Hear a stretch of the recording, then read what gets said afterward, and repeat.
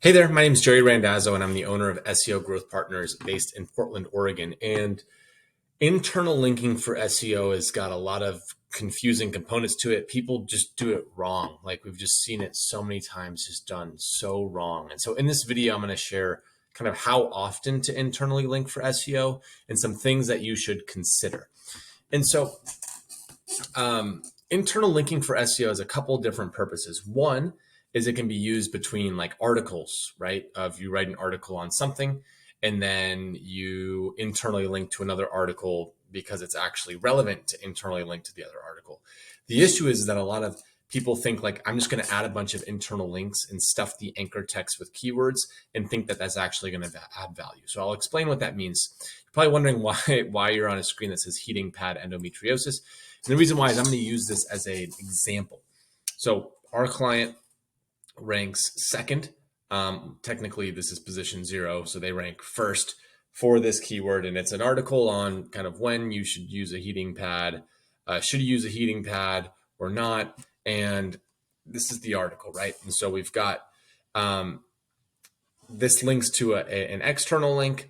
This links to an external link, a scientific journal.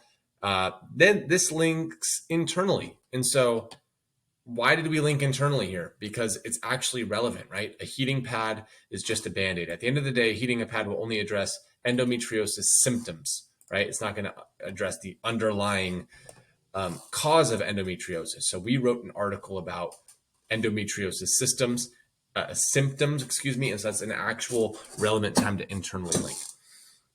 The short answer here is you only internally link when it's actually relevant and adds value to the user. Google is becoming people first, people first, people first. And Google's going to know if you over internally link. Now, we kind of use a general formula, at least in blog content, that for every one internal link, we're going to add 2 external links. Of course, this is just a general process, and it doesn't always work perfectly this way. A lot of our clients, many of our clients are sort of medical type clients like this, or health and wellness. We've got tons of local SEO clients as well. And so it's really a case by case basis, but there's oftentimes if you over internally link, Google's going to see that as too self-promotional and not actually willing to add value to the user. So if you're writing content that answers a question, whether it's a question like, how long does it take to do a new roof on my house? Let's say you're a roofing company. Well, if you add 27 internal links in an article about that, it's going to be a little self-promotional. And so again, the idea is you should only internally link when it's relevant, when it adds value to the user. There's other internal link structures that are important just in general when it comes to site architecture. So I'm just going to make up an example here. Let's say that you're a dentist and your business is dentist.com. As you move up and down the site architecture, you should be internally linking. So again, if we've got something like services, where this shares all of the services that you offer teeth whitening, you offer checkups, you offer procedures. So let's say you've got a page that has services. In a perfect world, your home page would internally link to the services page. The services page would then link back to the top level domain name homepage. Now, let's say you've got teeth whitening, same idea. On this services page, it's going to list out all of your services, including teeth whitening.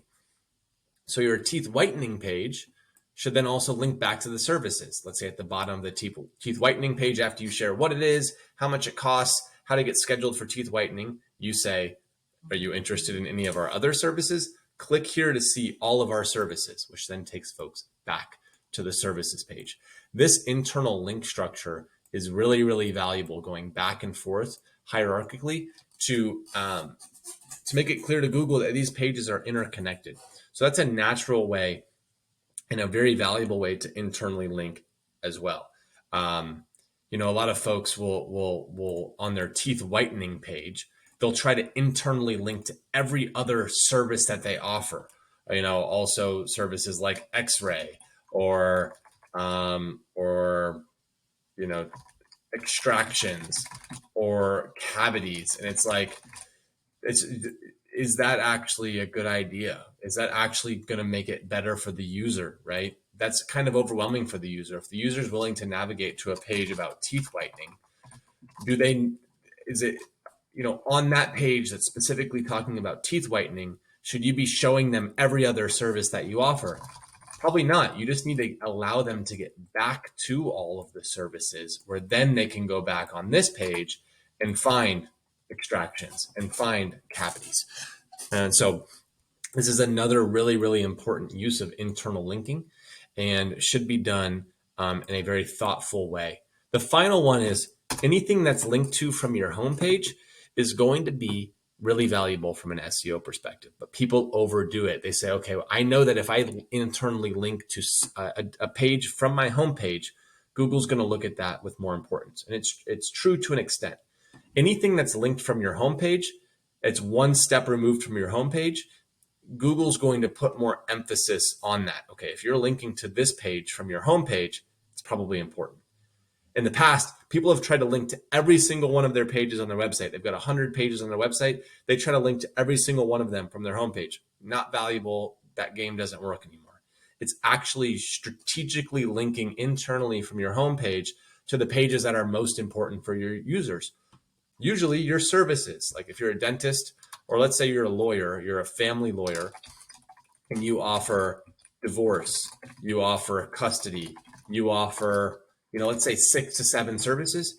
Yeah, listing all of those services out directly on your homepage, a section on your homepage. Here are the services that we offer: divorce, custody, XYZ. Yeah, linking to all of those from your homepage is going to be valuable. And just linking to the services. On the homepage, there's a section that says all of the services that we offer. Services is clickable. That takes people to services.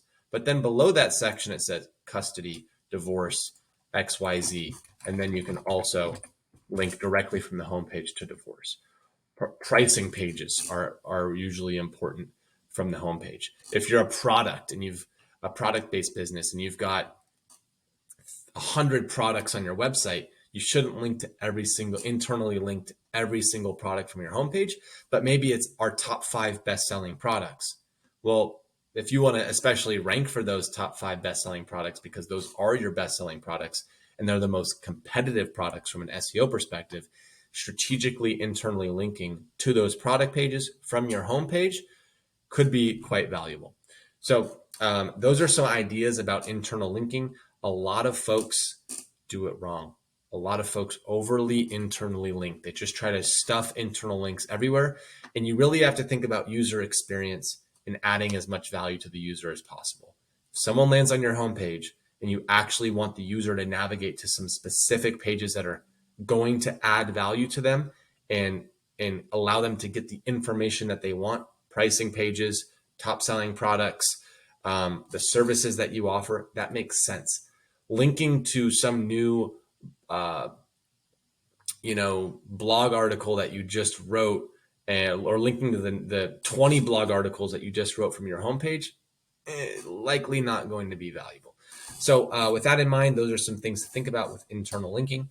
And we've done these sort of strategies for our clients. So if you're interested, go to portlandseogrowth.com to learn more.